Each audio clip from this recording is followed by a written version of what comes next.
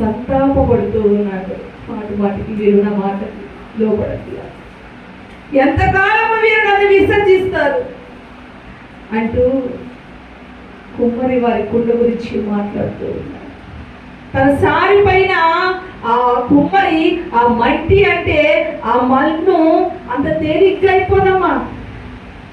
ఆ మన్నును తీసుకొచ్చి దాన్ని నానబెట్టి, నీరు పోసి దాన్ని నానబెట్టి, దానిలో ఉన్న చెత్త చెదరము రాయి రప్ప అంతా తొలగించి దాన్ని మెత్తన చేసి ఒక పాత్ర చేయడానికి సారి మీద పెట్టాడంట.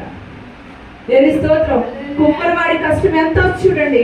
అలాగే నువ్వు ఎక్కడో ఉన్న నిన్ను, నువ్వు ఏ స్థితిలోనో పడిపోతున్న నిన్ను తీసుకొచ్చి తన వాక్కు చేత బలపరిచి నెమ్మదినిచ్చి రక్షణనిచ్చి తన ప్రాణము పెట్టి, అరే బాబు మాట వినరా అంటే దేని స్తోత్రం.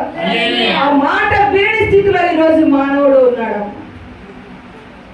పెద్దకాడ వేసి ప్రార్థించాలని తెలుసు, దేవునికి స్తుతులు అర్పించాలని తెలుసు, దేవుని ఏదడిగినా అది ఇస్తాడని తెలుసు. అడుగుతున్నామా?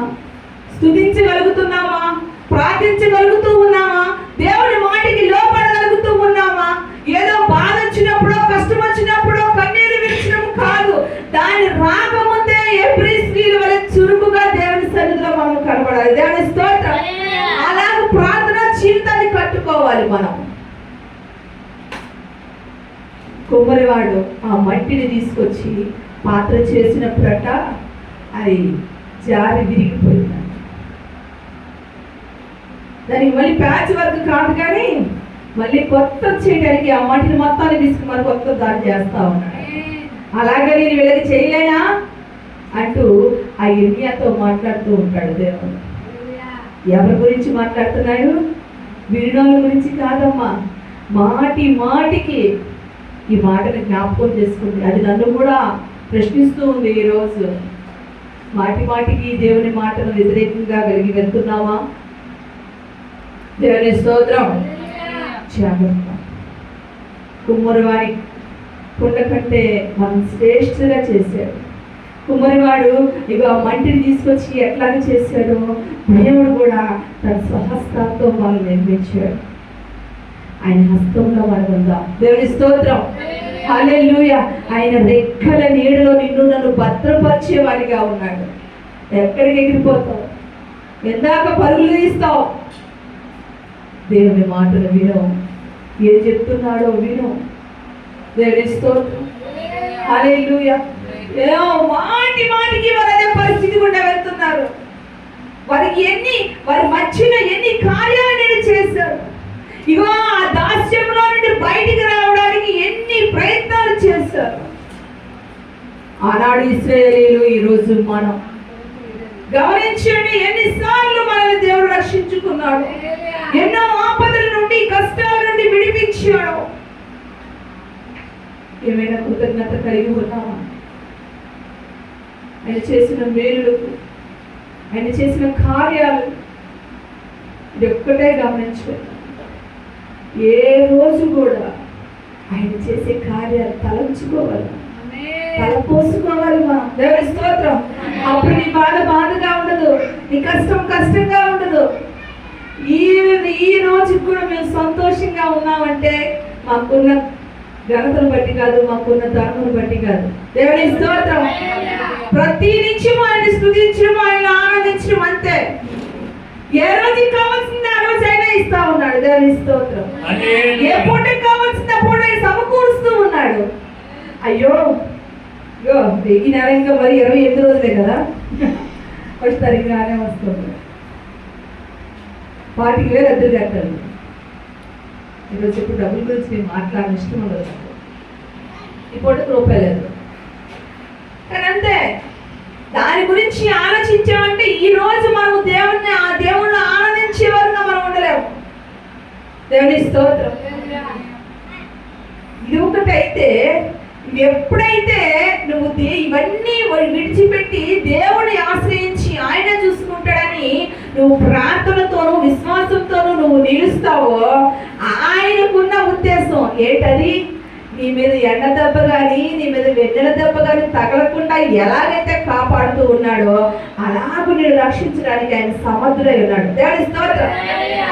దాన్ని మనం గ్రహించాలి, గ్రహించే వారంగా ఉండాలి. మాటి మాటికి తప్పిపోయే వారంగా మనం ఉండకూడదమ్మా. దేవుడు ఏం చెప్తూ ఉన్నాడు? ప్రతిరోజు నీతో మాట్లాడుతూ ఉన్నాడు. ఆలోచించగలుగుతున్నారా? తూచ ఆ మాటను మీరు చేయండి, తప్పకుండా గొప్ప కార్యాలు చూస్తారు. నేను చేస్తాను ఎన్నో విషయాలు, గొప్ప కార్యాలు నేను అనుభవించాను. దేవుని స్తోత్రం. మా ఇద్దరి ఆరోగ్యాలు క్షీణించిపోయినప్పుడు కరోనా వచ్చి ఇద్దరము మమ్మతో సహా బలహీనం అయిపోయాం. తెల్లారితే రోజు చూస్తామా చూడమా అనే గడియలు గడిపాం. దేవుని స్తోత్రం. కరోనా సెకండ్ వేవ్ లో, కరోనాలో రేపు చూస్తామో లేదో కూడా తెలియదు. ఈరోజే ఎవ్వరు మా దగ్గరికి రావడానికి కూడా భయపడిపోయిన రోజు. ఏం ఆలోచిస్తారు ఎవరైనా? దేవుని స్తోత్రం. ఇక్కడే ఉండండి. ఏం ఆలోచిస్తారు? అయ్యో నేనేమైపోతే, నాకు పెళ్లికి వివాహానికి వచ్చిన కుమార్తె ఉంది, ఏమైపోతుందో, మమ్మల్ని ఎవ్వరు చూడడానికి రావట్లేదు, ఇట్లాంటి చంపించామేంటయ్యా మాకు. దేవుని స్తోత్రం. ఏ రోజు అలానే మేము బాధపడాలి. అక్కడొకలమి నాలుగు వైపులు కూర్చొని దేవుని స్తోత్రం, దేవుని స్తుతించేవారు, దేవుని ఆరాధించేవారు, దేవుణ్ణి ఆనందించేవాడు. ఇదిగో మాకు సమయం కుదిరింది దేవునితో సహవాసం చేయడానికి. దేవుని స్తోత్రం. మాకు సమయం కుదిరింది దేవుని వాక్యాన్ని ధ్యానించడానికి, స్తుతించడానికి అని అక్కడ దగ్గరకు కూర్చోకూడదు కదా.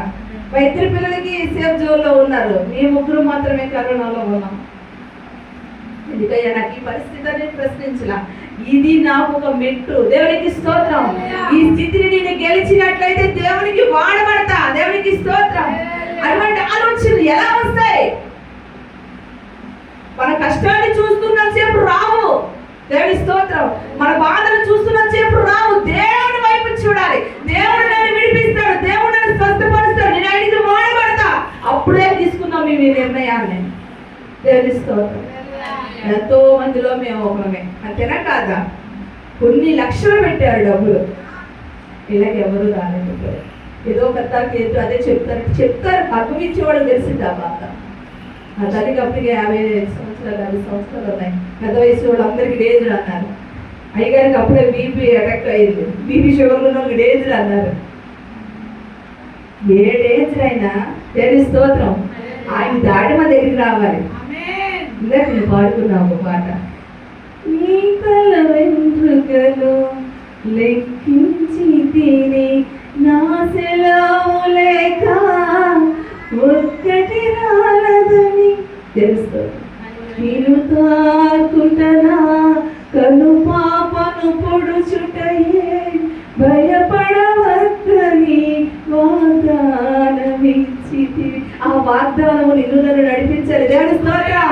ఆ వాగ్దానమే నిన్ను నన్ను జయానికి ముందుకు తీసుకెళ్ళాలి. నువ్వు దాన్ని మరచి కష్టాన్నే తలుచుకుంటా ఉంటే మాటికి తప్పిపోవడం అంటే అబద్ధాలు ఆడటము, దొంగతనం చేయడము, ఇంకొక చోటికి వెళ్ళడము కాదు. ఆ వాగ్దానాన్ని మరిచిపోవడమే. దేవునికి స్తోత్రం.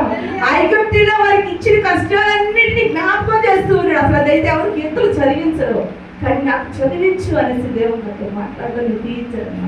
అన్ని కష్టాలే కదా అందులో ఉన్నాయి, చదివించరు. కానీ వారి జీవితంలో ఎన్ని కష్టాలు వచ్చినప్పటికీ కూడా అట్లా ఏది మీకు అంటకుండా మిమ్మల్ని కాపాడాడే మీకు జ్ఞాపకం ఉందా? మీరు ఎందుకు మాటికి విడిచిపెడుతున్నారు, విసర్జిస్తున్నారు? వీళ్ళు దేవుడు సంతాపం అనే స్థితికి తీసుకొస్తూ ఉన్నారు అని దేవుడు అక్కడ బాధపడుతూ ఉన్నాడు. నిజంగా మా వాళ్ళందరూ అన్నారు కదా, అదే ఇదిగా ఇంకొక ఎవరికైనా అయితే మాత్రం బెదిరేయేది పరిస్థితి. మీరు గొప్పగా అసలు మీ దేవుడు కాపాడాడు. దేవుని స్తోత్రం. అక్కడ స్తుతించడం వల్ల దేవుడికి మహిమ అంటారు కదా, బైబిల్లో రాయబడింది కదా, మీరు దేవుడిని స్తుతించండి దేవుడికి మహిమ అని. ఎలా వచ్చింది మహిమ? నువ్వు రక్షింపబడినప్పుడు, నువ్వు తప్పింపబడినప్పుడు, నీ కన్నీరు తుడిచబడినప్పుడు, నువ్వు సంతోషంగా ఉన్నప్పుడు, అనేకులకి నువ్వు మాదిరికరంగా ఉన్నప్పుడు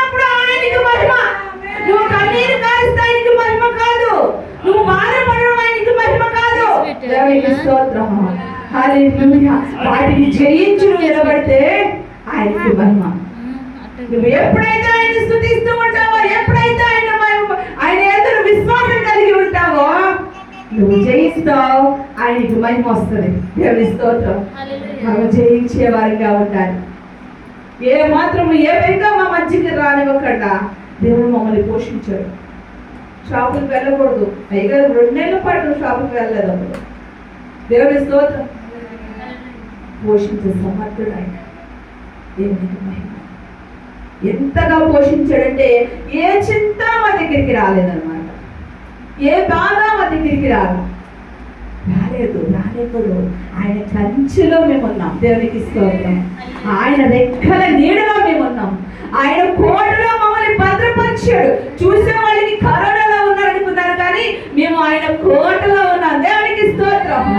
ఆయన నెమ్మదినిచ్చి మమ్మల్ని దర్శించి మమ్మల్ని బలపరిచాడు కనుక మేము దాన్ని జయించగలిగాం.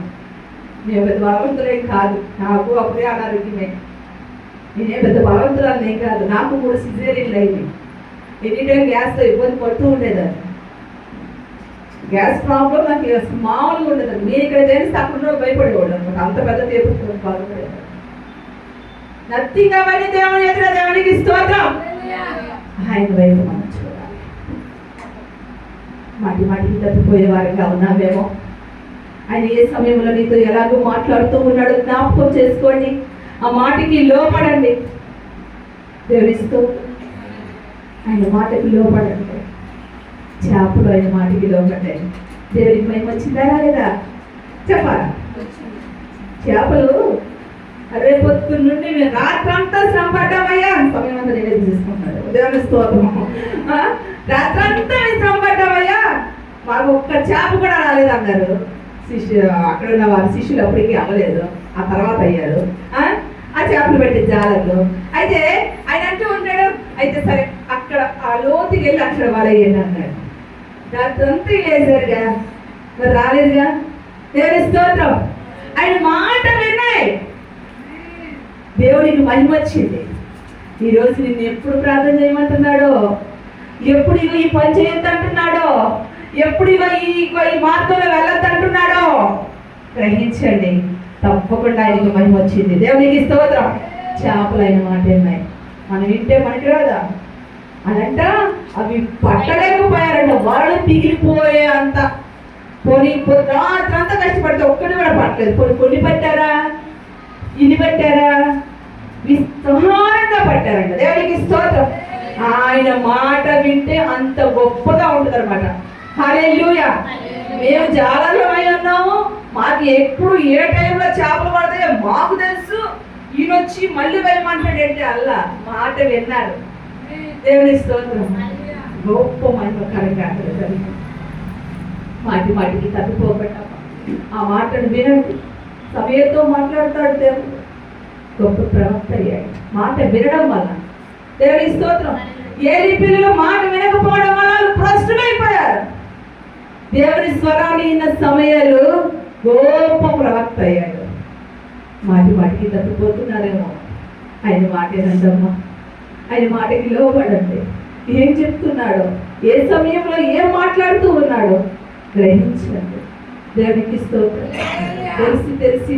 తెలిసి మరలా మనం పాపకు ఊపిలో పడిపోకుండా మనల్ని మనం రక్షణలో నడిపించాలంటే అది నీ వల్ల నా వల్ల కాదు.